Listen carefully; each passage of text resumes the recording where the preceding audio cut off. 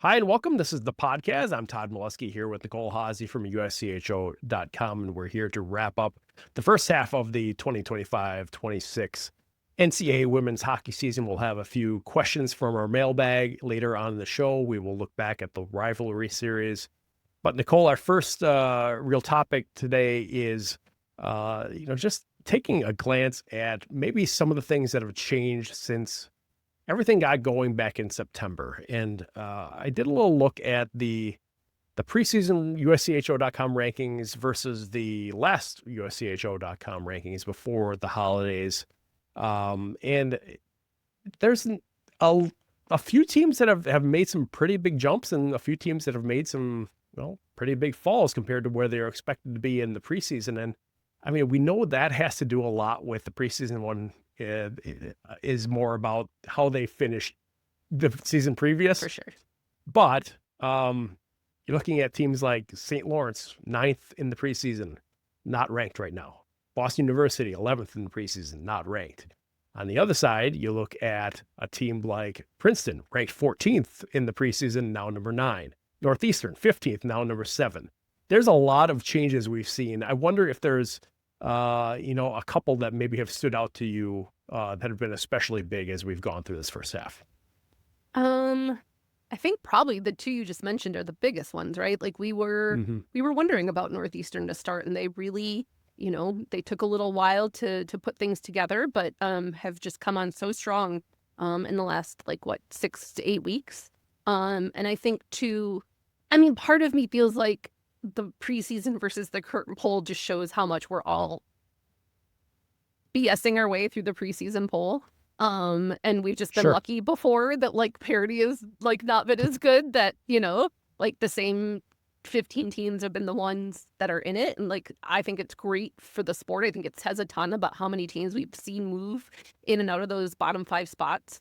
I think probably Mankato is a good surprise. I think St. Thomas is a good surprise. Who else have we seen in there? We've seen the Browns and Dartmouth get their chance and show off. So, right. I guess there's maybe not one huge story. I think probably the surprises are BU and maybe St. Lawrence, but I thought St. Lawrence, I'm pretty sure when I wrote the preview, I said hey, they lost a lot to graduation. And so I thought they were probably a little overestimated going in, which is no offense to them. Just they had a lot to replace, a lot of sort of program defining players that had taken them to the NCAAs and things like that. And that's just really difficult to come back from when you lose those, not just the point scoring, but the leadership and all that sort of stuff. I think they're just in a little bit of a rebuilding era. Do you have anyone that really sticks out to you?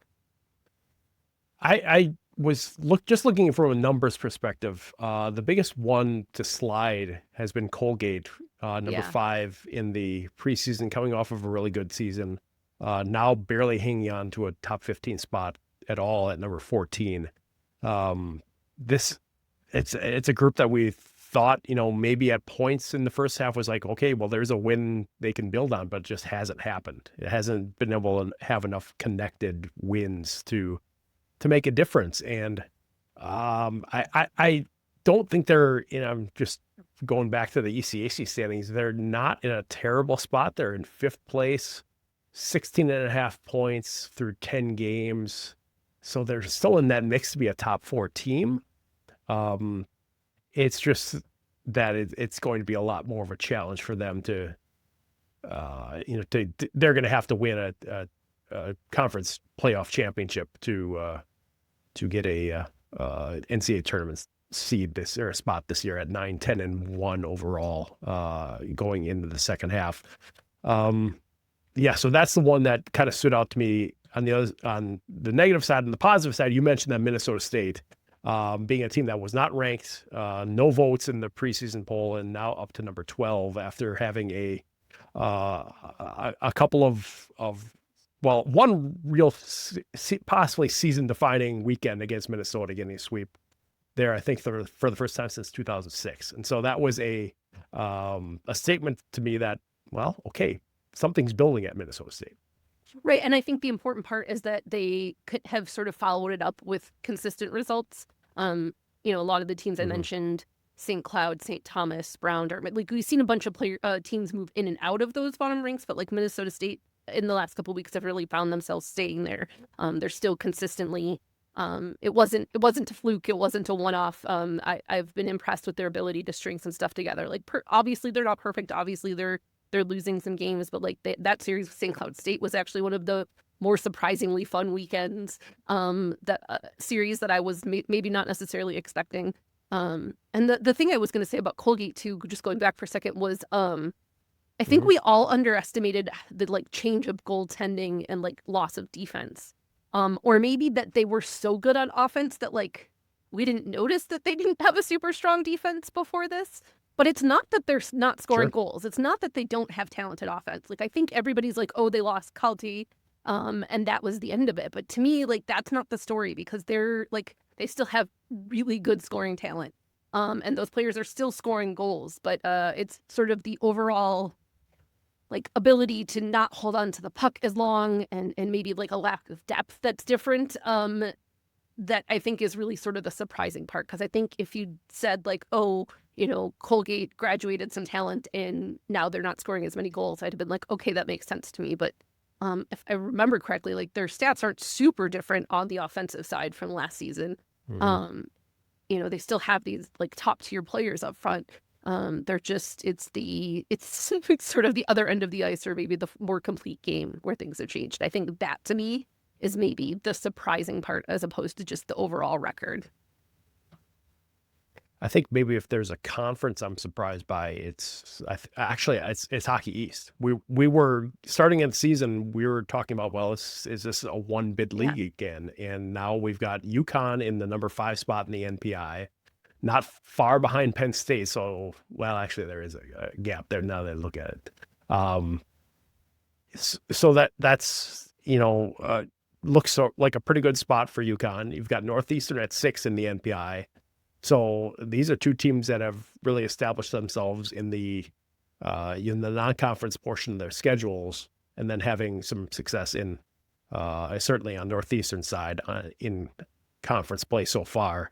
That is looking like a something that could shake up what we saw balance-wise of the NCAA tournament last season in terms of conference. That could be having 2 Hockey East teams, or possibly more if you get another team winning that conference tournament. That could shake things up in March. Yeah, absolutely. And I think it's a little twofold, which is that I think that comes with sort of the infighting in the ECAC, and that shakeup in a way that we weren't expecting just really opened the door, and the Hockey East teams have taken that opportunity, which is something within their conference I've sometimes you know, sort of scolded them about, like, not there's a chance there and you don't take it, but overall as a conference, I mean, looking at MPI with Holy Cross at 13, I'm just like, okay, Hockey East, like they definitely have done more than we gave them credit for. Like we need to own that. But yeah, I think it's a twofold of being maybe not disappointed, but just surprised at sort of what has happened in the ECAC and how that has affected the ability of other teams to be higher up in the NPI, and then those teams taking advantage and winning the games they need to win and gain all the points they need to be in that conversation. But yeah, you're right. We were talking about that as a one bid league, like kind of as a given, right? And so I think part of that is the resurgence that goes back to Northeastern, right? Like they weren't in the conversation for us to start. And so, yeah, there's a lot of just really interesting dynamics happening. Yeah. UConn was number 12 in the first poll of the season. They're now up to 6th overall there. I'm one of my things I'm really looking forward to the second half is to see who comes out of this break and uses it to their benefit. I mean, the mid-season break feels overly long. It's more than a month for a lot of teams that you're not playing. When you're also going to have Olympic absences starting in the end of January, those games when you come back in the first part of January, to me, take on a real, a higher level of importance in terms of getting things done when you have those players. And we'll talk in a while about who all is going to be missing from teams, or which teams are going to have players missing from them for the Olympics. But that to me just feels like something to watch in the second half of who can get right back up to speed and not have that, couple weeks to get it going again before things might get turned over for you. Yeah, it's who can, like you said, coming out of, like, we see teams that have not been so great just out of a bye week. So, this compounds Right. that. And then also who used that time the best, who was able to reset, maybe have some players come back from injury. Just there's a lot of teams that could really use a sort of like, okay, that first half happened, but like that isn't going to define us. And so the teams that can really take that opportunity and move forward. What I think is interesting is the way you think that it's long, and it is, don't get me wrong, just overall it's long, but the way the holidays fall, like we're back on the ice January 2nd, which is like sometimes you would get New Year's games as like a non-conference type, some of that stuff, some little tournament type things. But not everybody, but we're kind of jumping right back into conference play immediately following the holidays. So that to me is just interesting with the way the holidays fall in the week this year. So yeah, it is and it makes sense. They're student athletes, like they need exams, and then it's the holidays. Like this is not new. We do this every year, but it is a really long break. And I think it is up to the coaching staffs really and the leadership groups to make sure that their teams use that time wisely and are prepared to come out of it as well.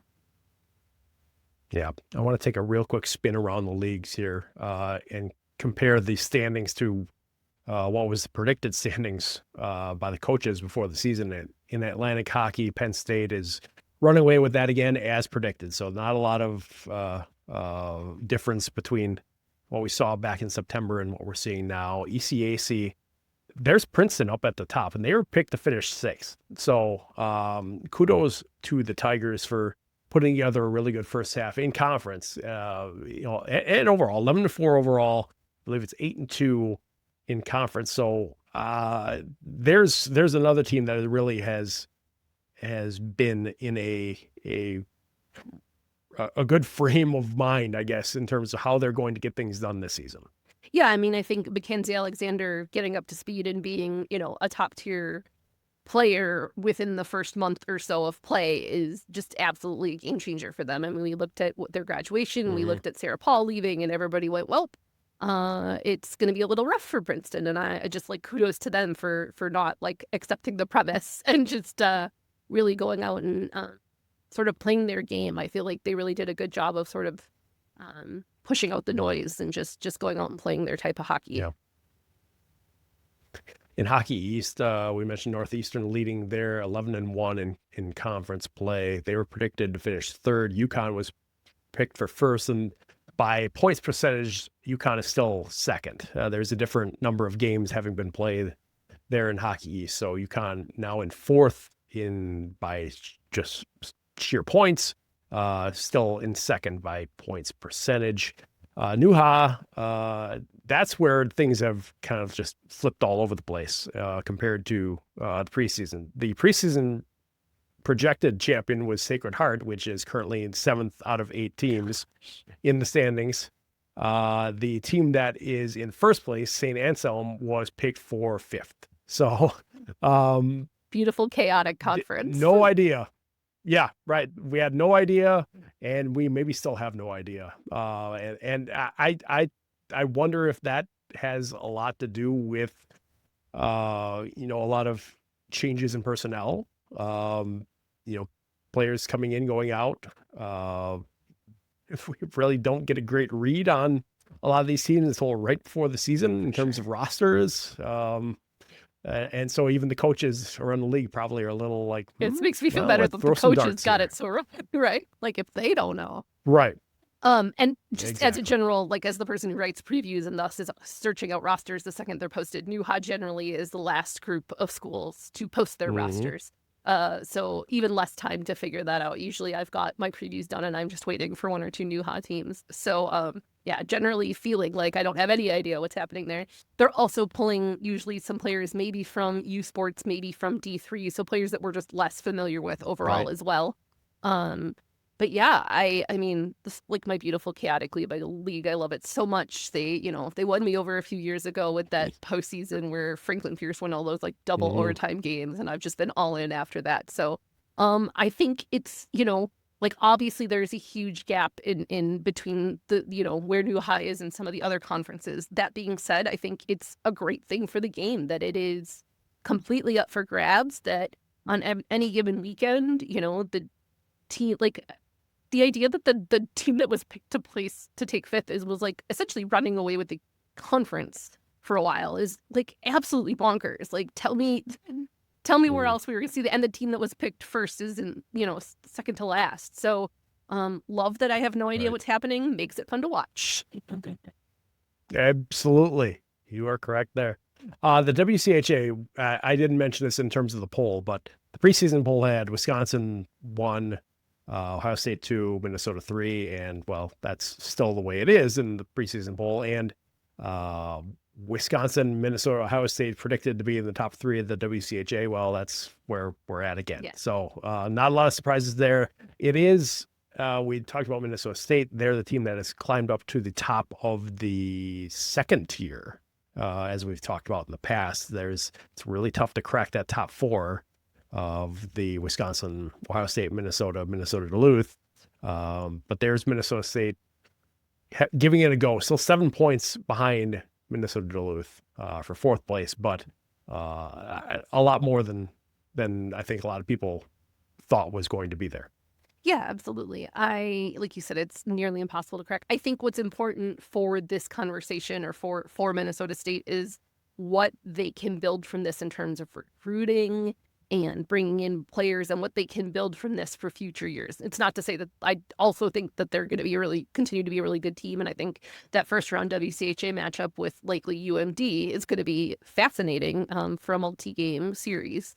But I just think stuff like this, where this consistent, where they're making, highlight reels and people are talking about them, that's the sort of thing that helps them pull in recruits, and get, continue to build the talent roster that they have. And then also I think just bringing in some of the, they've found a couple diamonds in the rough, and that, that makes the difference, and making those connections and bringing in players, internationally and things like that. I just think they've done a really good job. And, our favorite name, Mercury Bischoff, continues to have this spectacular season. And so, yeah, I think it's positive now. And I think if I UMD, I'm certainly not comfortable with the idea of a 3-game series against them. And when it gets to playoff time, and then, yeah, I think it's also, you have to have an eye towards building and what you can show off to convince people that they should take a chance on playing at Mankato.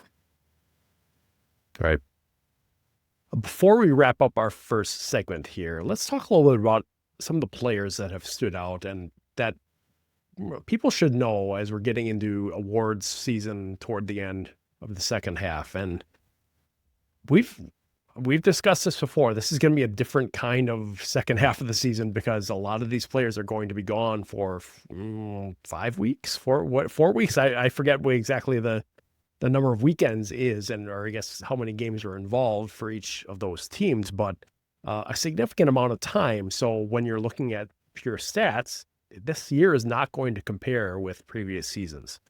That being said, there are a lot of players that have already put really a pretty good season out there just on the basis of the first half alone.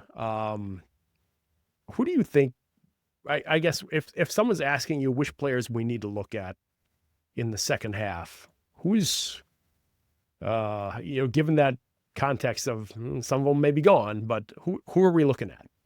I mean, I think the obvious to start is it's KK Harvey, it's Abby Murphy.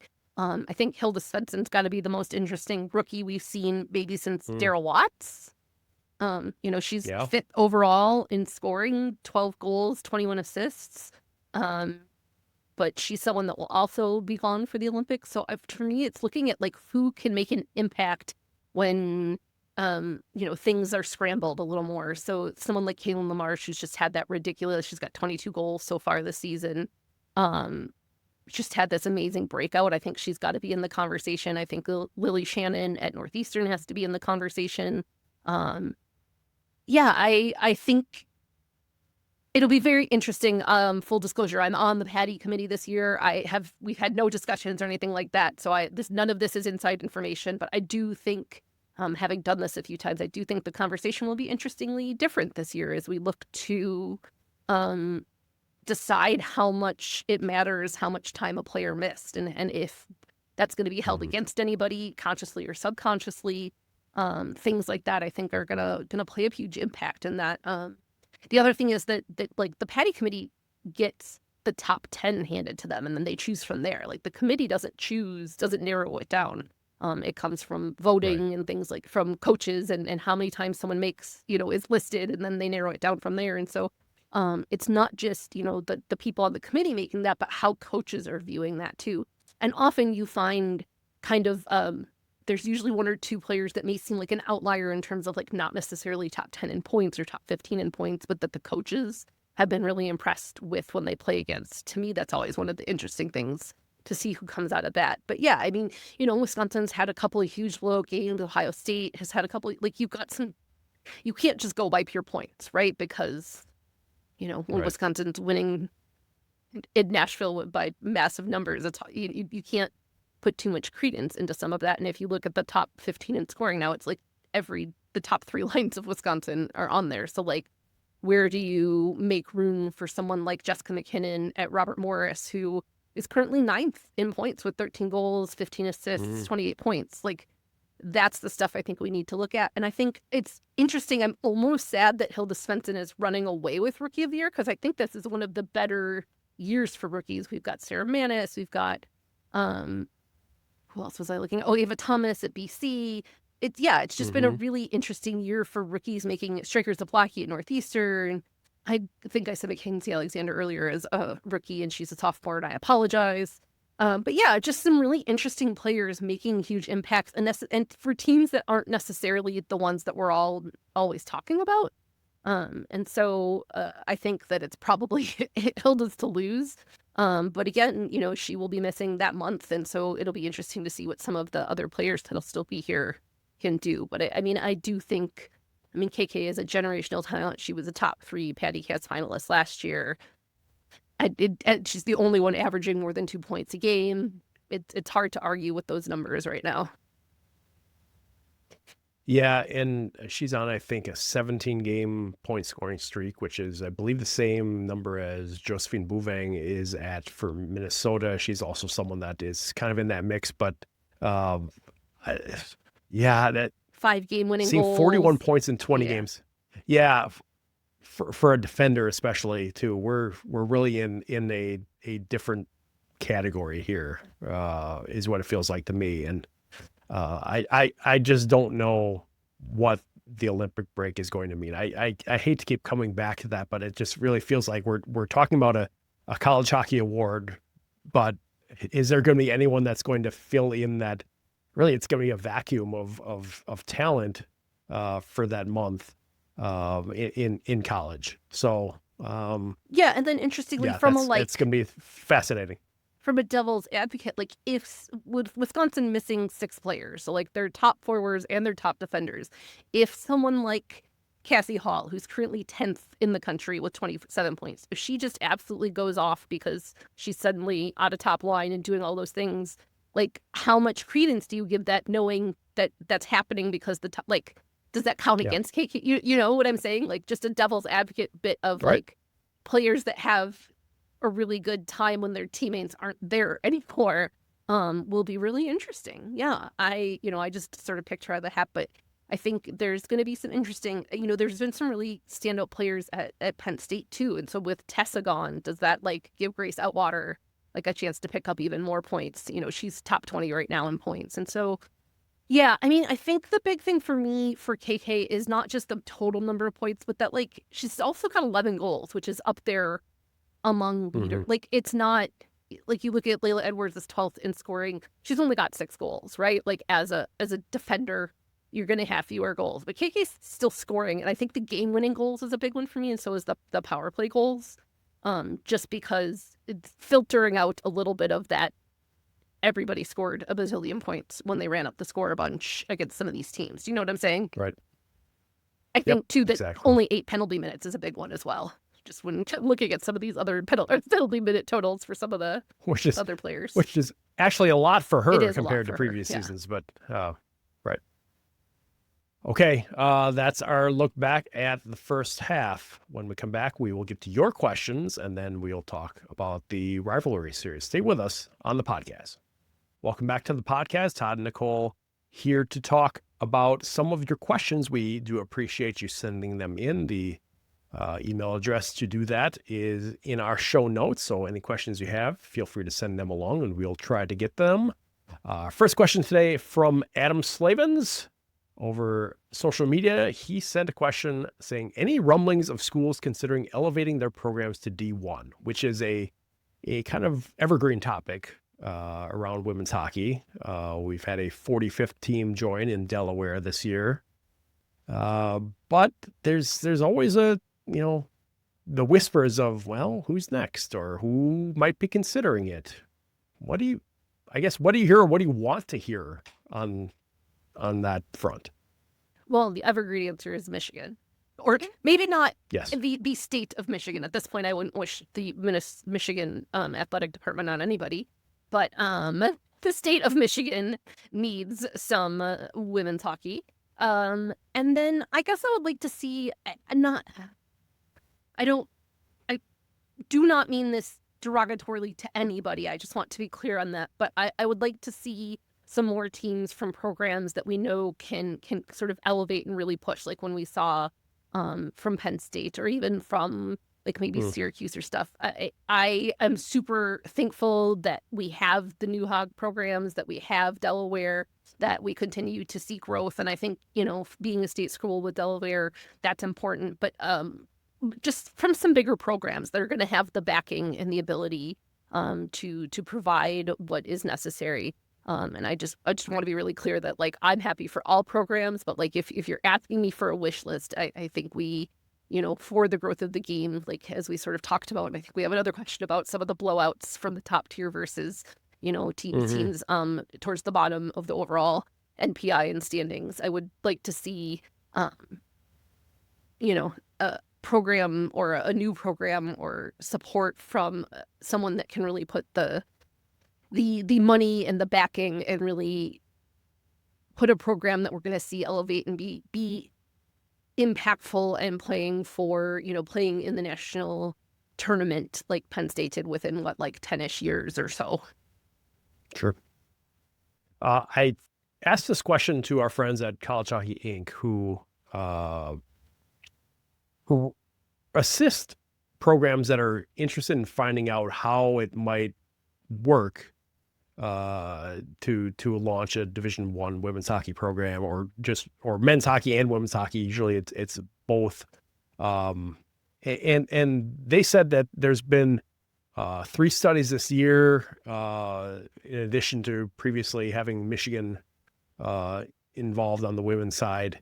They typically include both men's hockey and women's hockey, like I said, but one of them was focused on women's hockey specifically. They can't give any names because of confidentiality reasons in those feasibility studies. But there are also, they said, 3 more schools that are interested or have expressed interest in doing one of those feasibility studies. So to me, that at least tells you that people haven't shut it off. I mean, this is a really difficult time for college sports where everyone's trying to figure out where they are in relation to all of the the revenue sharing and just conference changes in some levels. But hockey is kind of in a different layer of things, and I do wonder how that's going to impact just the interest level of even taking a look at this. How much does it cost? What is it going to mean? What's our opportunities for success? And that's something that I think we'll talk about in a minute here when we talk about NEWHA. Like you just mentioned, there's another question we have, but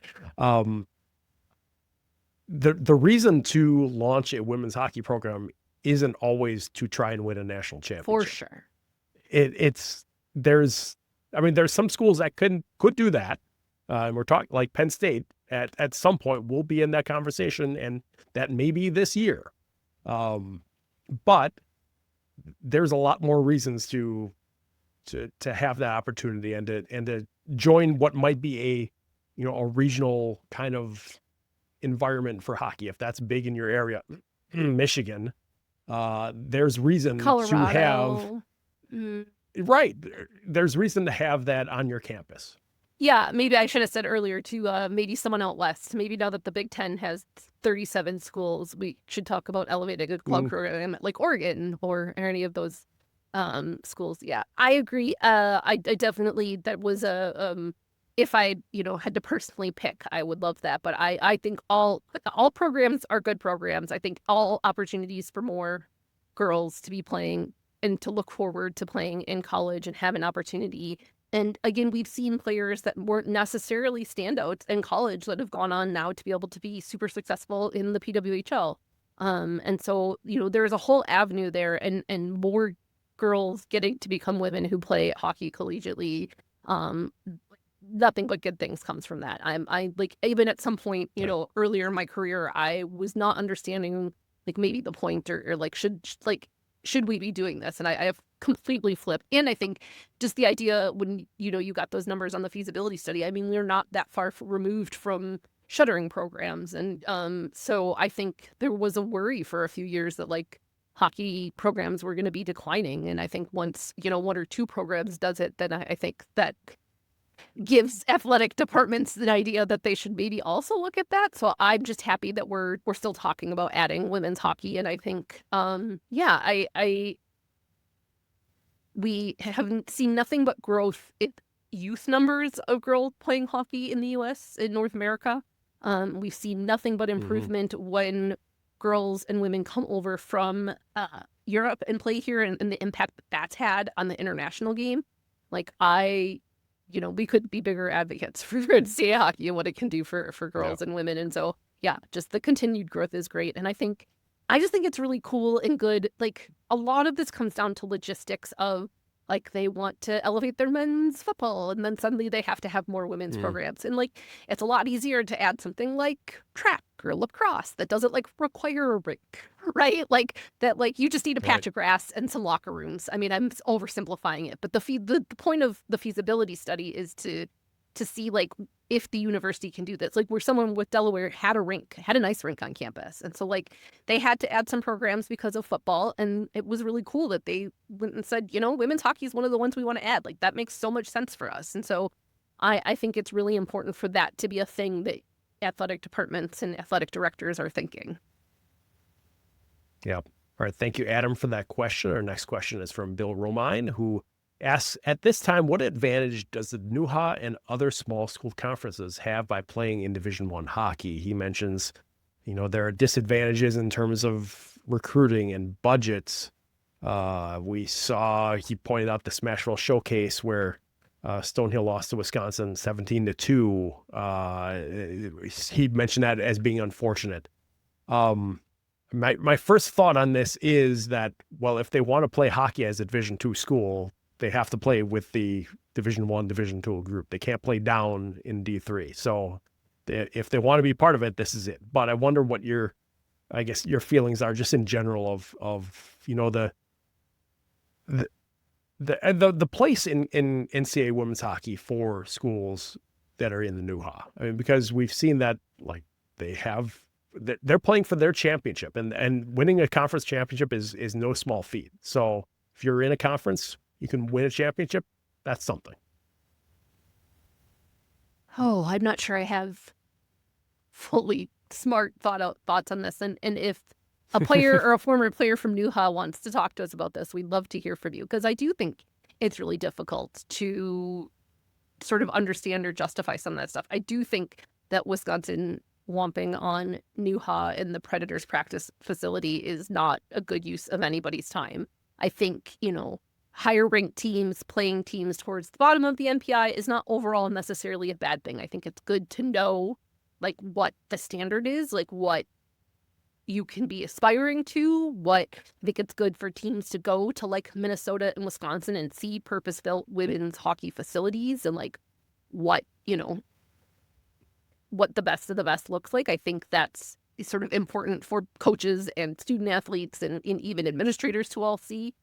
But yeah, I sometimes I feel like it's just so like how disheartening, how just awful for a program to, you look at someone like St. Michael's who is struggling to put together one or two wins a year, is clearly not getting institutional support, like things like that. It's just like, I want the sport to grow. I want us to continue to have new programs, but I want those programs to get the support from their schools and their athletic departments that they should be getting too. You think back a few years, like when the Union men, it's more than a few years at this point, but when the Union men won the national championship game, and at that point was when the Union women were, I think, had their undefeated season right around that as, or I'm sorry, no win season. And it was just like such a clear showing of the difference in support and ability, and like what, the men's program could recruit and who they could bring in and what the Union women were capable of doing. And that isn't happening in isolation. That's happening because of resources and support and all those sorts of things. And so, yeah, I would like everybody to have the opportunities. And as I said, I think, if you love hockey and you want to play collegiately and you can get a scholarship and you can go play, I want as many girls to be able to do that as want to do it. But sometimes I don't. Like, do you have, I don't know. I'm not sure I understand the purpose of something like that Smashville game. I think that the word unfortunate that Bill used there is right, and we've seen a few of those games. Yeah, we're certainly using that as the example, the recency bias example, but there's more of them. Yeah, exactly.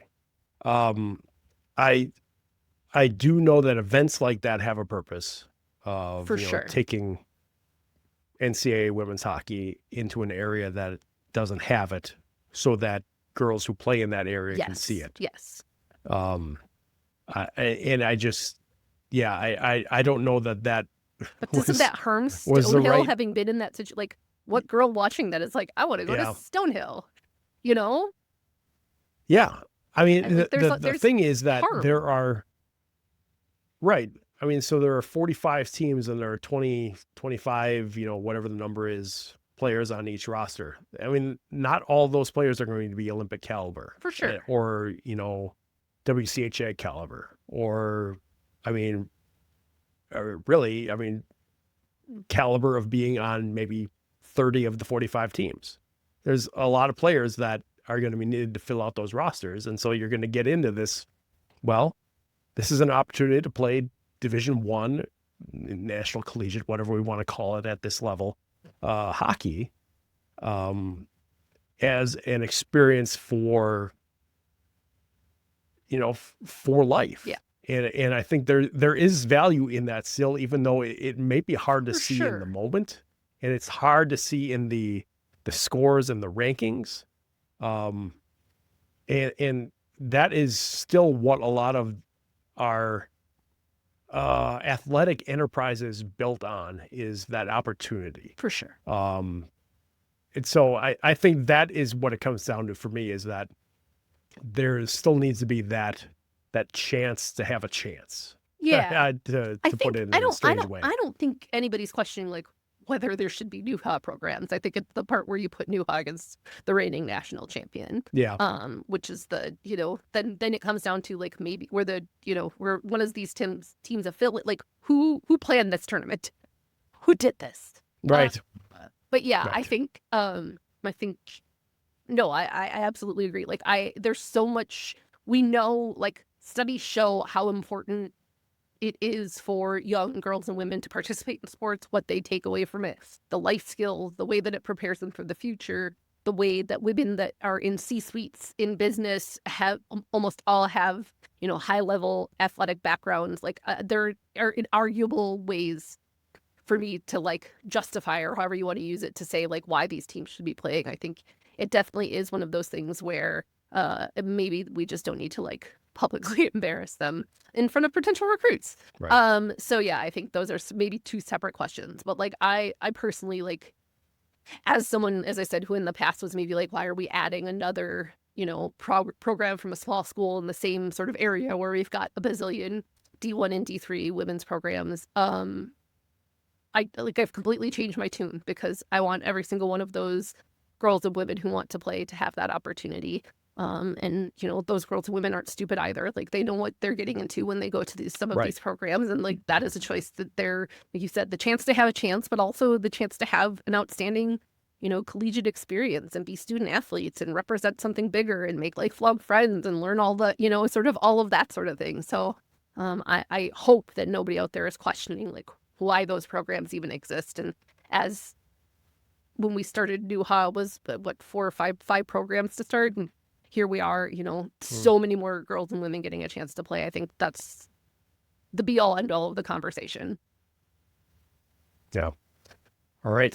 Thank you to Bill for that question. Next question from Katie and Dick. I believe it's Edie, YDE. I apologize if I'm not pronouncing that correctly, but the question is, I would be interested in having you address the large gap between Ohio State and everybody else in penalty minutes per game. It cannot be attributed to the brawl with Minnesota, since they have about 50% more than Minnesota. It seems to me that their strategy is to be as nasty as possible, figuring that they will get away with a lot more than they will get called for. Thoughts? Well, I've got thoughts.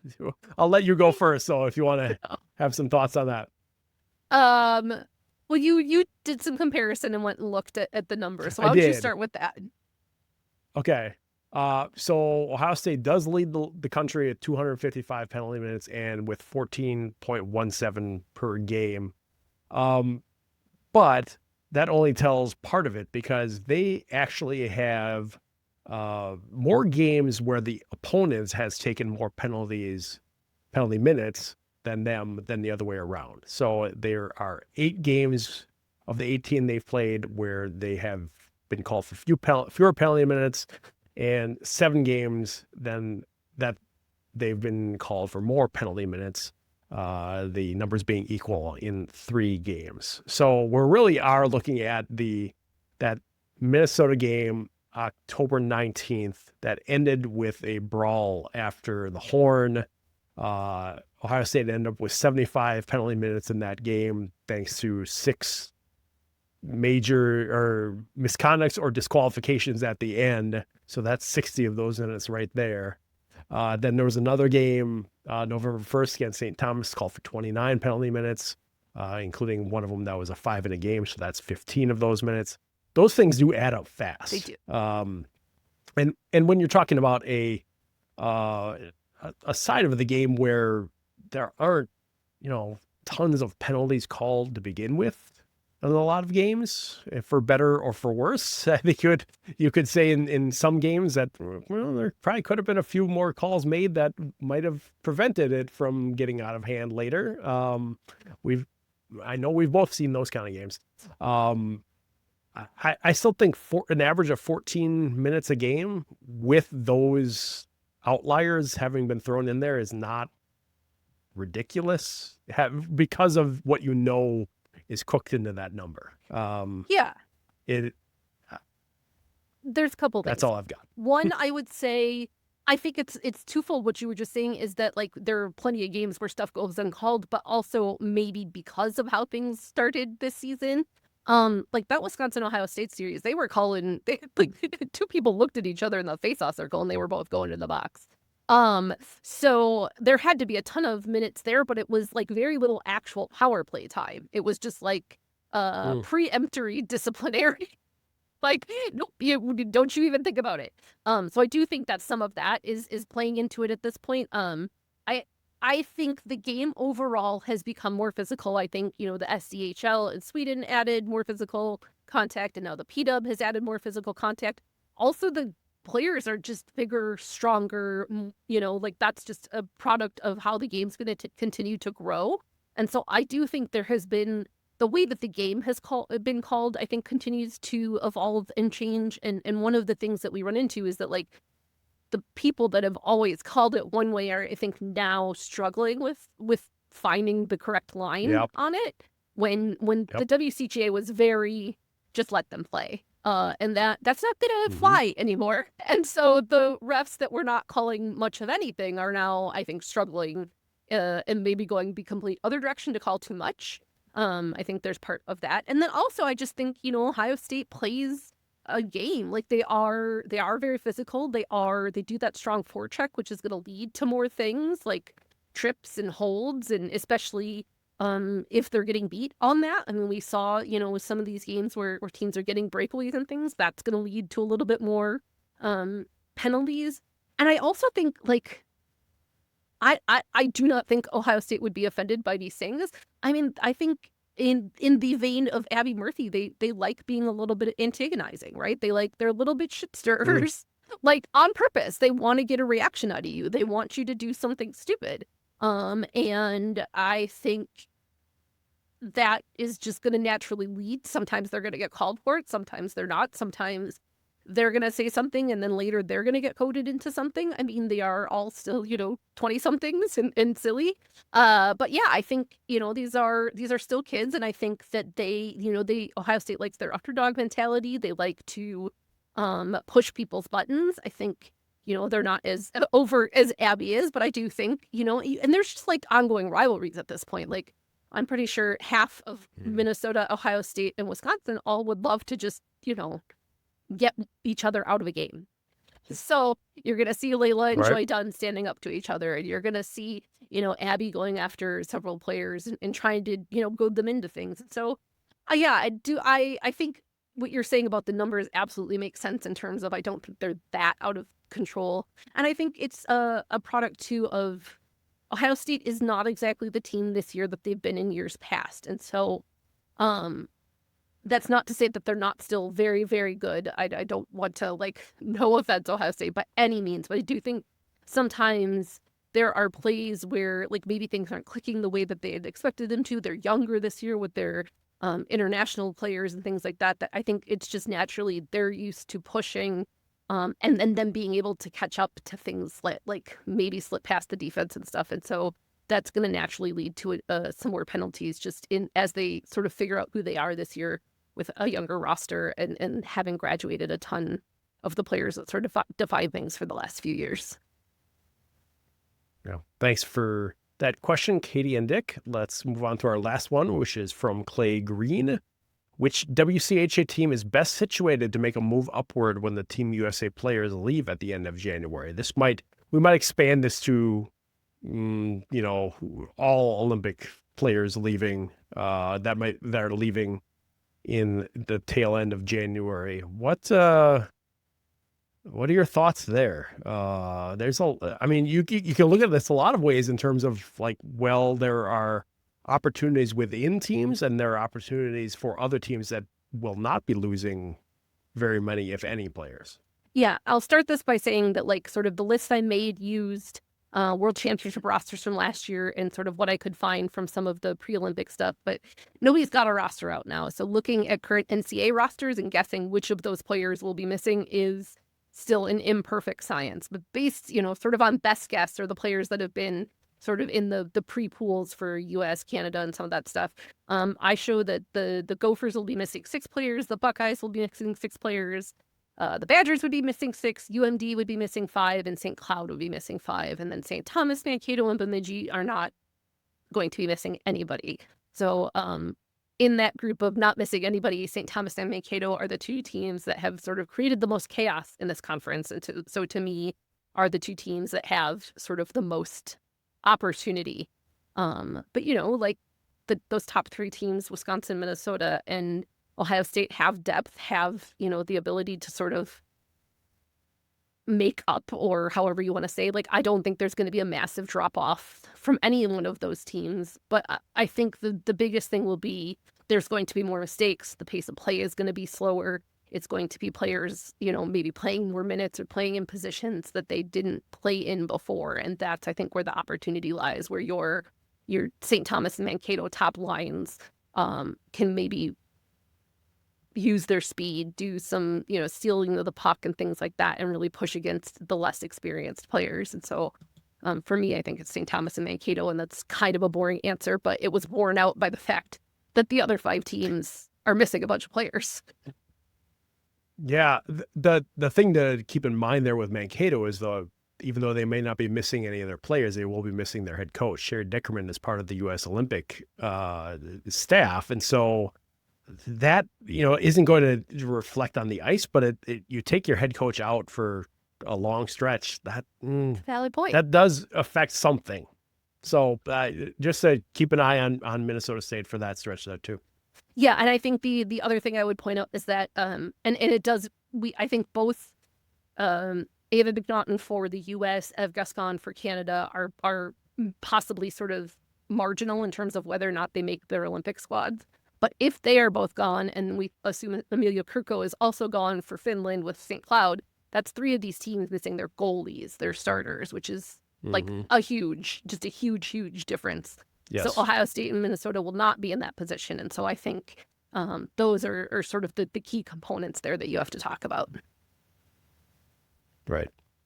And there are a handful of other schools that will be, or not in WCHA, that will be missing a player or 2 or 3. It looks like, based on what you've found from looking at World Championship rosters. Yeah, looks like Hockey East, obviously the Welke sisters at BU, Naomi Herzig, the Swiss player at Holy Cross, also Lesia Bechler from Switzerland for Northeastern.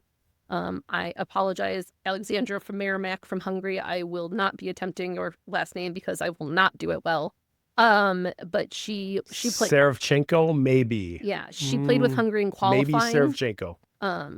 It is interesting this year because we have France qualified, we have Hungary, and we'll have Italy. So also just the players that people aren't necessarily used to seeing being gone. Like Lindenwood has 3 players, 2 from France, 1 from Hungary. Mercyhurst has 2 gone. Penn State will be missing Nicole Hall, Clarkson, Andrea Trinkova, and Manon Lescaudin, and then Dartmouth, Michaela Hesheva, again, a goalie, a very good goalie. So that's, how we'll see things play out in some of the other conferences. But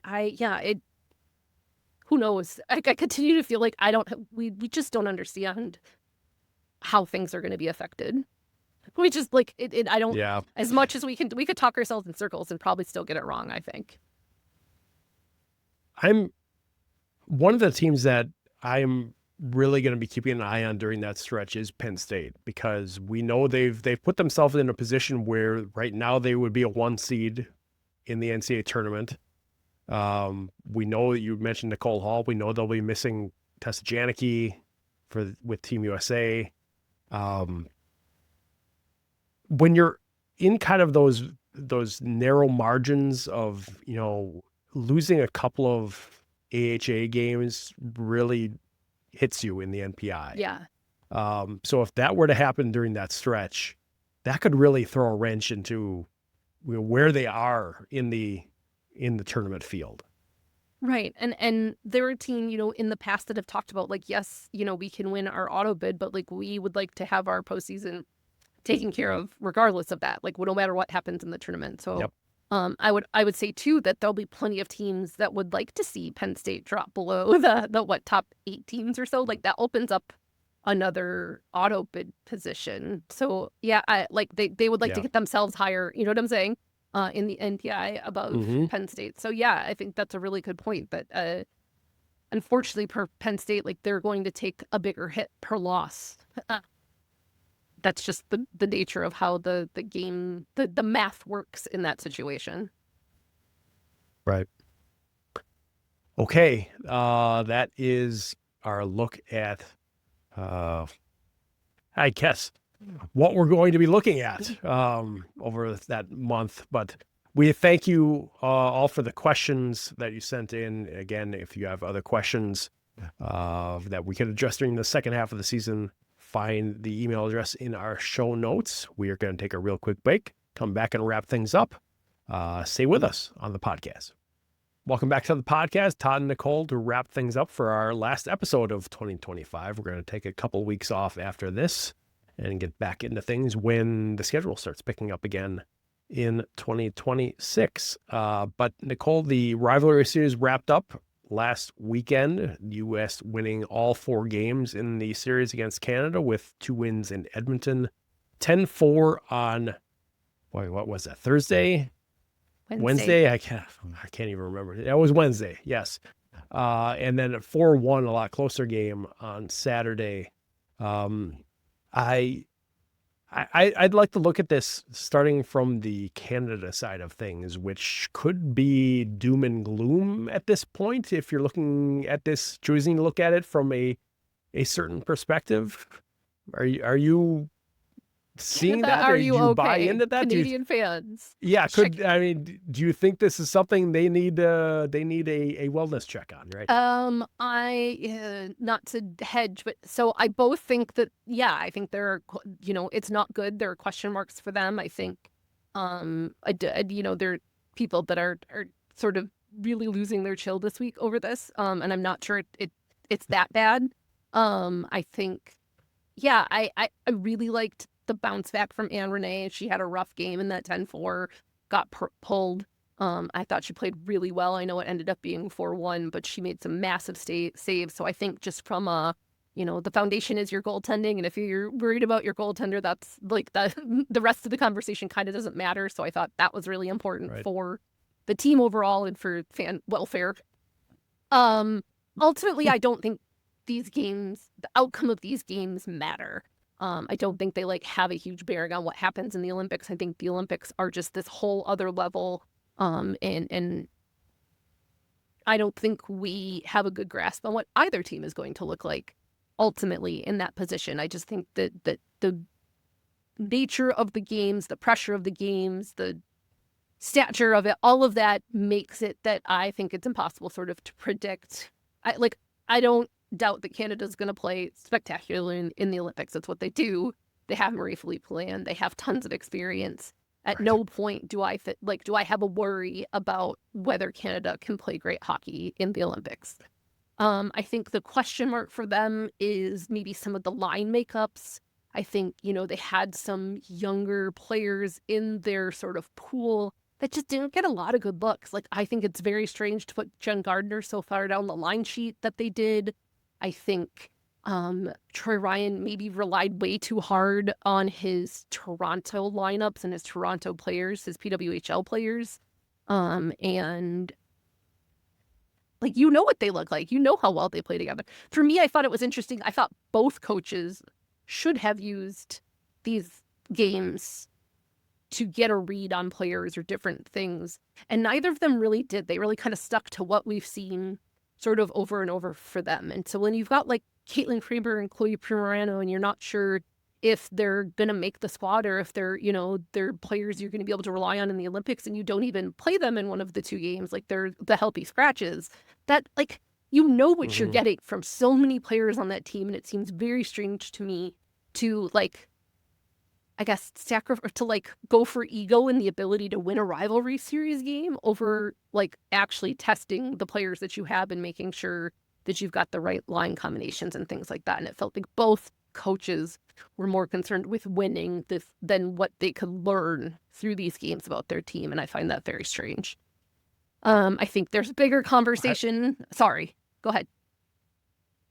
No, I was just going to say that I was wondering going into this whether we would see some, good old fashioned US-Canada gamesmanship of we're not going to show you anything in this, but we're not going to put the lines that we're going to be taking the Milan out there. But I think we kind of saw that. I mean, this was nope, here's our 18.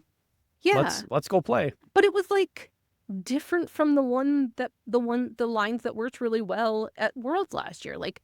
I mentioned Jen Gardner. I feel like maybe Emma Alte and Blair Turnbull got more minutes or high.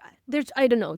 I think there are times and I think that Hockey Canada is better about this than they were, but I think Hockey Canada, particularly with their women's team, and Lord knows I don't pay any attention to the men, can get very stuck in their rut of this is what works. This is good and we aren't going to mess with it. The average age of their team is quite high. People are well, Chloe Primerano is the youngest player since Marie-Philippe Poulin. You can't say that they're not bringing in young talent. And I'm yeah, that's one person. And she didn't play a bunch. So it just overall, I think, and I'm not just saying this because the U.S. goes very young. I just think Hockey Canada doesn't do a great job of sort of cycling in players and continuing development. I think, first of all, they rely a lot on provinces and province teams to develop players before U18s. and then they rely on colleges after U18s. And I think of some of the players that I saw just be really standout, jaw-dropping, amazing at 17 that then haven't been progressed through the program, that have maybe got lost in the NCAA system a little bit. And I just think that there is a larger conversation that Canada and Canadians should be having sort of about some of these players that like we saw be standouts at 17 years old that just like haven't even really made a camp, haven't really even gotten a chance. Like, I'm not saying I know that like Mackenzie Alexander would be spectacular with the senior national team, but like you also don't know she wouldn't be. And it seems weird to me that like, you know, we do the U22 and the collegiate series, and like that's kind of the end of what you see for players that are really already in the senior national team pool. And you think about like how long it took them to bring in Daryl Watts and things like that. They have their same players. They have these players that have been going for several years. And it's not that I don't think that those players are good or that they can't win. It seems crazy to not be looking to develop and bring in sort of new blood and see how that could change dynamics. And they seem just really happy to be comfortable in what they have. Like, these are top tier players. We don't need anything else. And to some point, like I feel that it makes me think a little bit about like UMD under Shannon Miller, right? Like, she was so at the forefront for a while, and then as other teams were catching up, she stuck with what she was doing and didn't also sort of develop and grow from there. And that's kind of, I feel like maybe where Hockey Canada is right now, is just like almost a stubborn refusal to see that like just because you've got a really good team and just because you have Poulin and just because you won the gold medal a bunch doesn't mean that what you're doing is what you should keep doing. Does that make sense? Am I saying that? Yeah. And I think that, you know, that all being said, it's going to come down to one game again. You know, if everything goes the way we expect it to go, it's going to come down to the U.S. and Canada in a gold medal game, and one shot, MPP is going to score somewhere along the line. One block, and so one bouncing puck. Yeah. Right. And so they're good enough to be in that conversation. And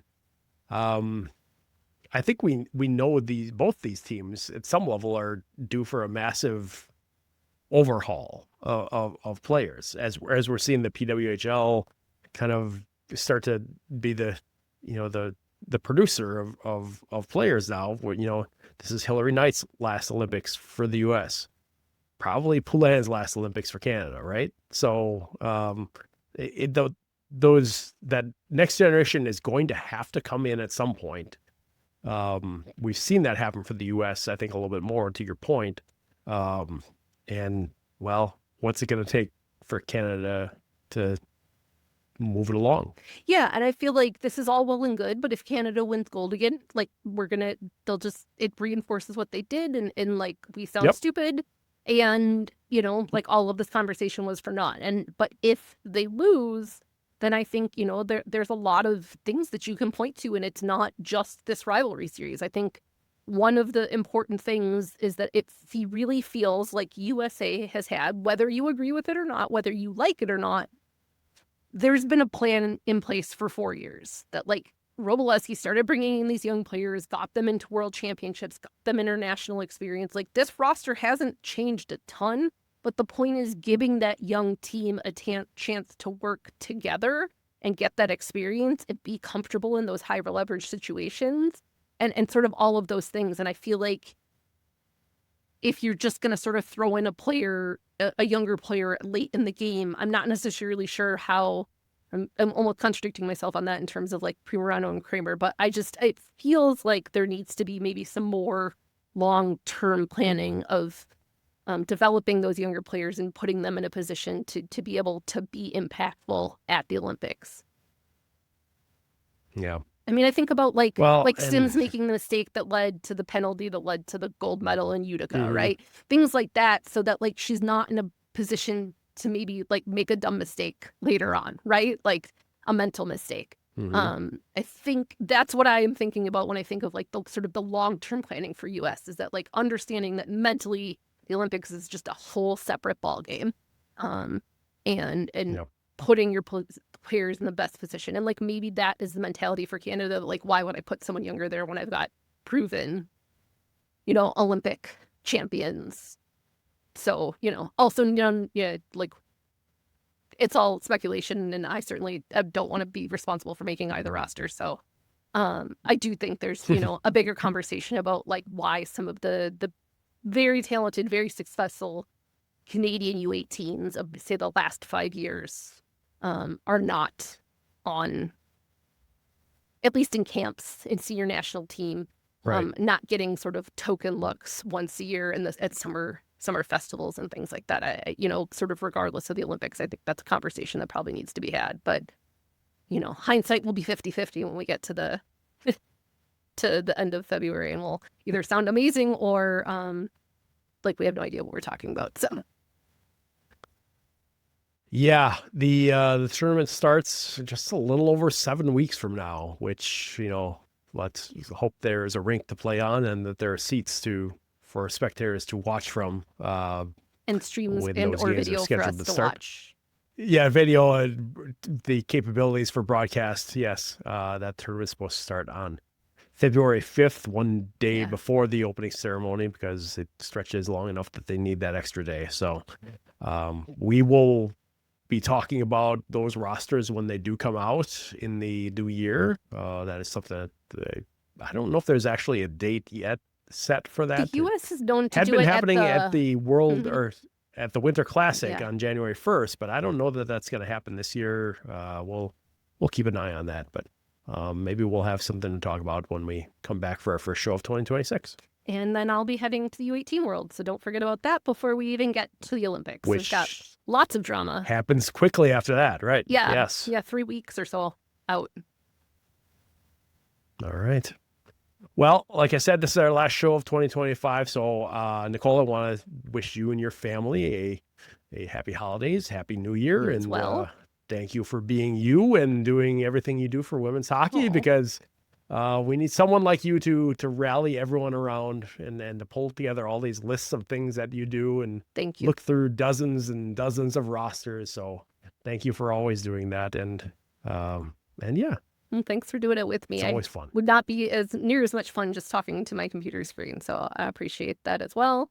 But we hope everybody, is safe and warm and with their people, no matter who they are, in the coming weeks. Take care of everybody. It's really cold outside up here, so I hope everybody else is being careful. I'm going to, Cape Breton. Everybody's warning me about the weather in Wisconsin this weekend. It was -2 while it was 33 in Nova Scotia. So I was pretty excited. I'm like, take me to Canada right now. Yeah, it doesn't seem right.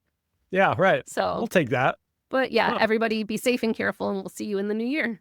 All right, that's going to wrap it up. For Nicole, I'm Todd. Thanks for listening to and watching the podcast.